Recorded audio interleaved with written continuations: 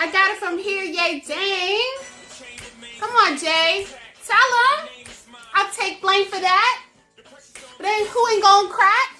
Pardon me, I had to laugh at that. How could you falter when you the Rock of Gibraltar? I had to get off the boat so I could walk on water. This is nothing to me. Difficult takes a day, impossible takes a week. I do this in my sleep. I'm guessing I can sell CDs. I'm not a businessman. I'm a businesswoman.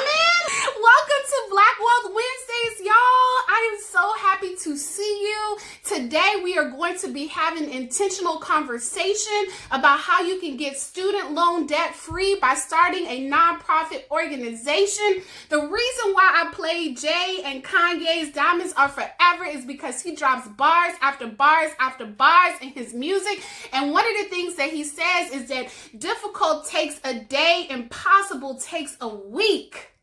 Let me dial that back for a couple of people who are watching this live. Is difficult takes a day, impossible takes a week. I do this in my sleep. That means that impossible is not a stopping point, that impossible is a starting point.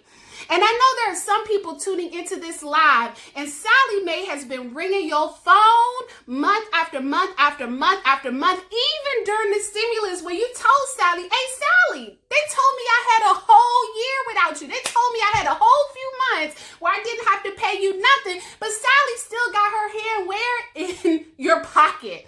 The average Black borrower owes $32,000 in debt. In comparison to white and Hispanic borrowers, white borrowers owe on average $18,000 that they have to pay back in student loan debt, and Hispanic borrowers owe on average $15,000 that they have to pay back in student loan debt. So how does this translate in everyday life? Well, if you graduate and you're making $60,000 to $70,000 salary, if you graduate, you're making $100,000 salary, but Sally Mae is still saying, hey, you still owe me 5 stacks, then your salary doesn't go as far as what you initially anticipated. And so the dream that people have sold you, get a diploma, get a college degree, and graduate and get a good government job, doesn't necessarily translate the same way as your peers who could pay off debt in 4 years and you still looking at 14 and a 5-figure balance. You should not graduate with student loan debt and have it feel a lot like a mortgage payment, but you don't own a house. So today we're going to be talking intentionally about how you can get your student loan debt forgiven by starting a nonprofit organization. As of 3 years ago, I owe $0 in student loans. If Sally calls me, I can legitimately say, hey, sweetheart, you got the wrong number. And I want to give everybody an opportunity to tune in this live to say the exact same thing. All right? So let's get to it. Let's talk about it, right? Let's talk about the requirements and what's the cheat code, right? Because Biden, I know he's trying to get to it, but for some of y'all, he's taking too long. Lord knows he only got 4 years, maybe 8, who knows? Let's start with the requirements, all right? What are some of the things that I had to learn as I pursued the goal of getting my student loans forgiven by starting a nonprofit organization? First, it's important for you to know what type of loan you have. Now, some of you all enrolled in college and had private loans, and some of you all enrolled in college and you had public loans. Public loans means that your loans, right, were backed by the government. Backed by the government, and more than likely when you pay your loans back, you're paying back to Nelnet. You know, I paid back to Nelnet, or another student loan service provider who accepts those payments on behalf of the government. Public loans. Private loans means that you maybe went to a bank and you got that loan. You want to make sure that you know what type of loan you have, because if you have a federal direct loan, you qualify, all right? So that's a federal direct subsidized loan, a federal direct unsubsidized loan, a federal direct grad plus loan, parent plus loan, and even direct consolidated loans. But the key word is it must be a federal direct loan. And if you're watching this live and you got one loan product, let's say a decade ago, and it wasn't a federal direct loan, one thing you want to do is make sure that you call the Department of Education and ask them if you can qualify your loan under the most recent requirements. And the reason why that's important is because my loan initially did not qualify for public student loan forgiveness, okay? In fact, the the laws changed underneath the Obama administration, and I was 2 years away from qualifying, and they told me that I needed to start over. But once I had a conversation with the right administrator, they were able to qualify the loan that I had in order to ensure that I could take the 8 years that I spent paying on time every single month, and we'll talk about that, and get my student loans forgiven in 2 years. So again, the key word is, in order for the government to forgive your loans, the first thing you want to verify is if you have a federal direct loan. All right. Second, you must be enrolled in an income-driven plan. All right. So it's not enough to just have the loan, but you can't just be paying back the loan on your own time in your own way. You have to be enrolled in an income-driven plan. And what that means is that the government will determine how much money you owe based on how much money you make. All right. And that's great for a lot of individuals, because when you first graduate from college, you may be starting at 30, 40 grand. You know, maybe you're starting at 20, 25 grand, right? With your job or even with your business endeavor. And so what that means is perhaps you're not making enough money to pay your minimum payments. When you enroll in an income-driven repayment plan, they will look at how much income you earn monthly, and you will pay 10 to 20% of that amount back every single month. And that's great, right? Because some of you all go to church every single Sunday and you pay your tithes and offerings, right? Tithes is 10%, offerings is whatever you want to give on top of that. So Sally's saying, if you can give Jesus 10%, what can you give me? All right. So it's 10 to 20% of your income, right? So you must be enrolled in those programs, and the names of those programs are REPAY, that's with an E, REPAYE, Pay with an E, IBR, and also a 10-year standardized plan. Now let's talk about what happens when you have a federal direct loan, all right, and also when you're enrolled in an income-driven repayment plan. You must also make 120 qualifying payments. And what that means is that you've paid at least the minimum, and you've paid on the date, right? The date in which your payment was due. Sometimes your student loan provider will provide a 15-day grace period, okay? So that means you want to pay every single month on time.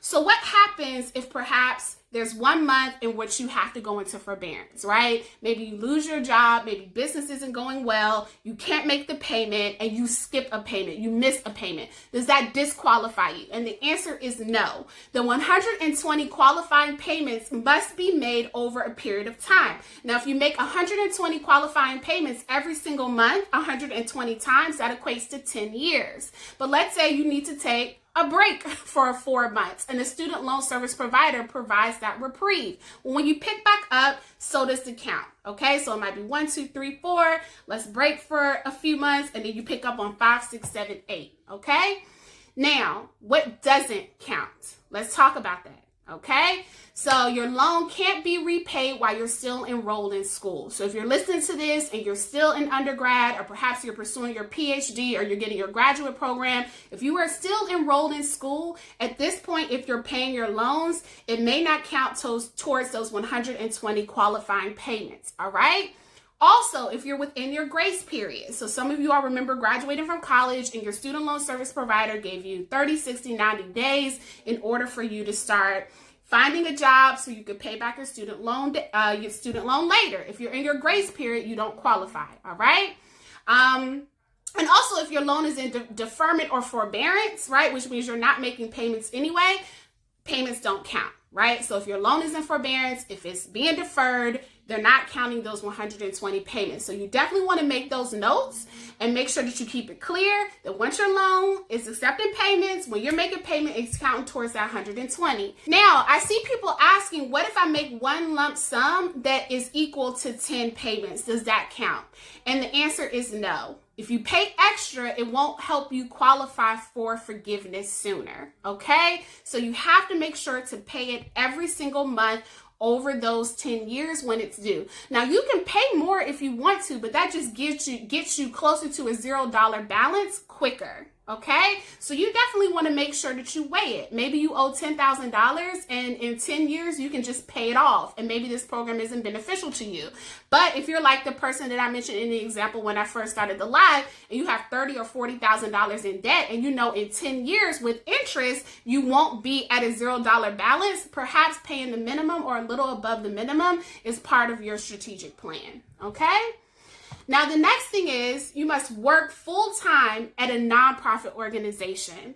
And here's the trick that people don't talk about. And it's not really a trick, it's a strategy. And it's a strategy that I deploy, right? When people read this particular requirement, they automatically think that they have to work at a nonprofit organization in order to qualify. And depending on what type of student loan debt you have, when you look at a nonprofit salary and you look at the money that you can make, right? In the private sector, you might be looking at a $30,000 or $40,000 gap. And so for a lot of people, it's unrealistic to take a pay cut for a decade just for the chance to qualify for public student loan forgiveness. And so some people may forego working for a nonprofit and paying back that student loan over the long term, right? You can also work for the federal government. You can also be in the Peace Corps or AmeriCorps and also qualify. But perhaps you want to do like me, right? I worked for the private sector for a number of years, but I also owned a nonprofit organization as well.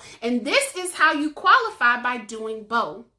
The reason why I want to stop here and have a real talk conversation with you, because there are some entrepreneurs watching this live right now, and you go to work every single day, 9 to 5, working for a separate but unequal paycheck, right? You looking over there at Karen, you looking over there at Becky, knowing she makes $10,000 more than you, but you have 5 years more experience, and you're coming home every single day and working a small business just to make ends meet. This is an opportunity for you to translate your hustle into student loan debt forgiveness. And one of the things that the government recognizes is an opportunity for entrepreneurs to maximize the 6 to 12 hours, right, and your weekend hours in order to grow a nonprofit organization while you're still getting a W-2 from your full-time job. Now, of course, this will require you to exert more effort, right? Spend more energy, but since it's a nonprofit organization, the energy and effort that you are exerting, right, is giving back and creating a good for the community. So when I started my nonprofit organization, I was also working as a junior analyst as a federal contractor, making $70,000 and working my nonprofit organization in the evenings and on the weekends. So I want you to operate in the mentality that it doesn't mean that you quit your job and start a nonprofit, that you can keep your job and also start a nonprofit. Now, one of the things that the government mentions is that you have to work that position full time. The government has a definition, but they also create space for you to define what full-time means to your business, right? And that's the entrepreneurial autonomy that business owners have when you own your own enterprise. For the government, they broadly define full-time as 30 hours a week. For those of you all who love math, I'm a political science major, but I will pick up my calculator in a minute. That means that maybe you work 4 hours a day, Monday through Friday, and 10 hours on Saturday and Sunday. For those of you all who already own businesses, you know that that might just be light work for you all. Some of y'all working 5-6 hours on your business, right? Monday through Friday, and still pulling 10 hours on Saturday and Sunday. So essentially, you have to work 30 hours a week. And also, you must define in your charter, you can put it in your bylaws, you can even put it in your standard operating procedures, that for you, full-time just may mean that your hours can be uncharacteristic. Okay, so that's important. All right, so your hours can be uncharacteristic, which means that you can work in the evenings and you can work on the weekends, and that will qualify as full-time work. All right, so someone said 40 hours on top of 40 hours. No, that will be your 40-hour work week, and that will be the 30 hours that you invest in your nonprofit organization. And again, I'm having a real talk with the entrepreneurs out there who probably are already doing this with some of the enterprises that you own right now, right? And 4 hours a week, you get off at 5, perhaps you work until you put 2 hours in when you get home, cook dinner for the babies, feed, walk your dog, and put in another 2 hours before you go to sleep. The beauty of working from home is that your boss isn't breathing over your shoulder, right? The beauty of working from home is that your coworker doesn't want to talk about her cat every 2 seconds, right? That you can sit in your home office or you can sit in your bed and watch Netflix and you can do work on your laptop. Working from home has provided a sort of economic emancipation that we haven't seen historically, right? So that's why we started by saying Jay-Z said impossible, right? It's just a starting point. Difficult takes a day, impossible takes a week. How badly do you want to be free? That's the question. Now, it's not just that you said that you want to start a nonprofit organization. Your nonprofit must be on file with the IRS. So one of the pieces of paperwork that you will have to complete is your Form 1023 paperwork. And essentially what that is paperwork that allows for you to designate your organization as a federally exempt, right, nonprofit organization on file with the IRS. It is incredibly difficult to complete this paperwork. And so what I highly recommend is that you find a pro bono legal service who will complete that paperwork on your behalf. I use a pro bono program in the city in which I live. They charged absolutely nothing. It was a firm that brought in millions of dollars annually, and they had a charity arm where every single year, if you had worked at the company for less than 5 years, they were required to volunteer 20 to 25 hours of their time. And part of that was helping young business leaders file their nonprofit paperwork in such a way where they were approved for the first time. Your Form 1023 paperwork allows for you to get your 501c3 designation. 501c3 just means when people donate to your charity, that means they can write off that contribution on their taxes. And if they need any valid paperwork, right, they know that you have a tax ID on file with the IRS. You're going to have to get your paperwork together. There are probably some people right now watching this live, and you could have qualified for the PPP if you filed your taxes, right? You could have qualified for the PPP if you had income statements, right? You could have qualified, right, for the PPP if you knew what your cost of goods sold was. So it's incumbent upon us as entrepreneurs to always make sure that our paperwork is information, because the paperwork can mean the difference between opportunities and obstacles. All right. So Form 1023 is your gateway to getting a 501c3 federal tax exempt status. It took my nonprofit 9 months to get this status from the IRS. So you definitely want to make sure that you plan in advance. And if you're watching this live and you are a college senior, I highly recommend that you initiate this process during your fall semester in school. So by the time you graduate, you can start qualifying your payments immediately after the grace period, okay? So let's keep going. The next thing you want to do, and this is crucial, because if you search start a nonprofit on the internet, they're going to say it's darn near impossible to get public student loan forgiveness by starting a nonprofit. But here's the reason why. You don't want to be the person who's qualifying your employment with the IRS. You will need to appoint a board of directors. My board of directors was 5 Black women, right? 5 Black women were on my board of directors, and they helped me determine the strategy for my nonprofit and what our strategic moves should be every single year. My nonprofit helped young philanthropists raise money and fund grants to other nonprofit organizations in the DC area. The reason why having a board of directors is important is it provides that check and balance. If the IRS is asking you to certify your full-time employment with your nonprofit, of course they're going to question you validating yourself, right? Yes, you can look in the mirror and you can give all types of affirmations, right? I am Black, I am beautiful, right? I am natural, I got beautiful chocolate skin and all the teeth in my head that God blessed me with. Affirm yourself in the mirror, but IRS will say your affirmation should probably come from your board or your HR division, because a lot of your nonprofit organizations will just have you as a sole employee. What that means is that your affirmation, right, or your confirmation as a full-time employee will have to come from your volunteer board. All right. So my board was unpaid. We met quarterly and they gave their advice, right? They also helped me certify my paperwork. So the next thing that you want to do is you want to make sure that you get a W-2. right? So your W-2 is just paperwork that says that you were paid by your nonprofit organization, right? So I know you're probably asking, well, how are we making money, right? So for my organization, we were fundraisers. So I would recruit volunteers. They would use our software to raise money, and they would gift 80% of the money to the nonprofit organization of their choice, and 20% of those funds would stick with us. Also, we hosted one annual event every single year that brought in a few $1,000s. Here's the thing about the W-2, right? And why it's important that you define what full-time employment means for your nonprofit organization.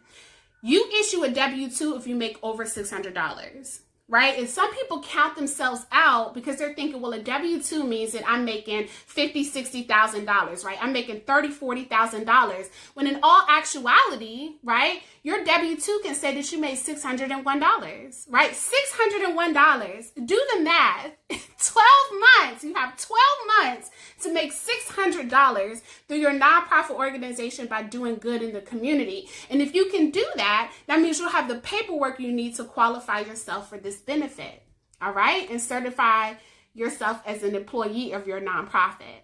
All right? And someone, not sure when you came in, do you have to work for the same nonprofit for all 10 years? What we're talking about is the nonprofit that you start for yourself, right? So if you start your own nonprofit organization and you're making $600 a year, then stick with your own nonprofit for the entire decade. That's what I did. I started a nonprofit. We earned more than $600 a year. We filed for our 501c3 paperwork, and over 10 years, while I was making my student loan payments every single month, I was able to qualify myself, right? While still working in the private sector and making the money that allowed for me to pay my bills. All right, so last, paperwork, right? So some people miss this. They're like, okay, I've owned this nonprofit for 6 years. Now let me ask the IRS if this is something that they can verify for me.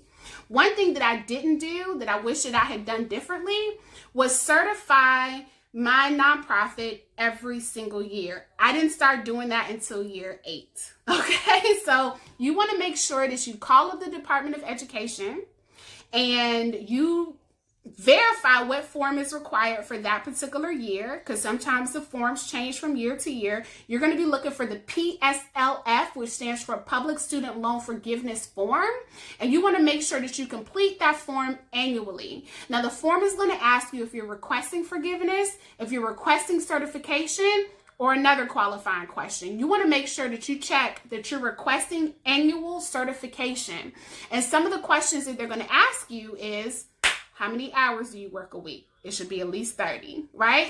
Are you a full-time employee? Your answer should be yes, right? Are you earning income? If you're earning more than $600 a year and you're issuing yourself a W-2, then you're definitely going to check yes on that, okay?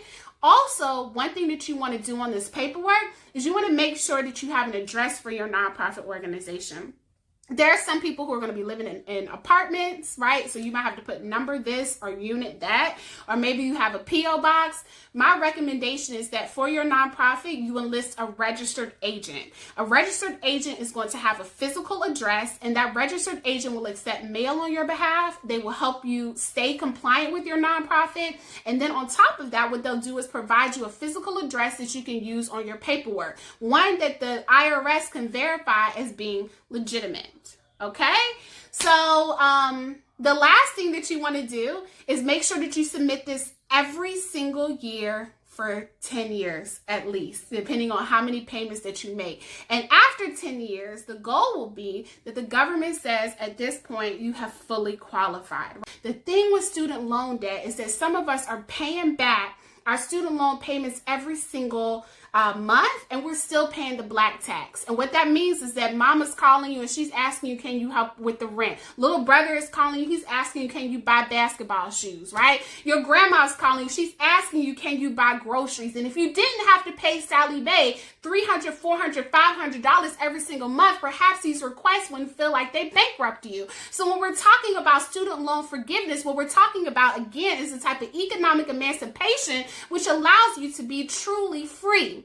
And when we think about freedom, it's not just about, do I have shackles on my feet, which have been unlocked? But it's a type of freedom that says, if my mom needs something, I got her. My mom has medical bills, I can pay those in full. My grandma needs groceries, don't worry about it, grandma. I'm gonna peapod you every single month. You know, your little brother needs shoes, no problem. Let's go to the Black-owned shoe store right around the corner. Freedom is never having to not feeling like you have to rely on another hand to feed you. And the sooner you eradicate bad debt, right? The sooner you eradicate the type of debt that prevents you from living the life that you dreamed of, prevents you from making true the affirmation that you want to be the first millionaire in your family, the sooner you can say to yourself, right, I will break every single generational pattern of poverty, debt, and destitution over my life.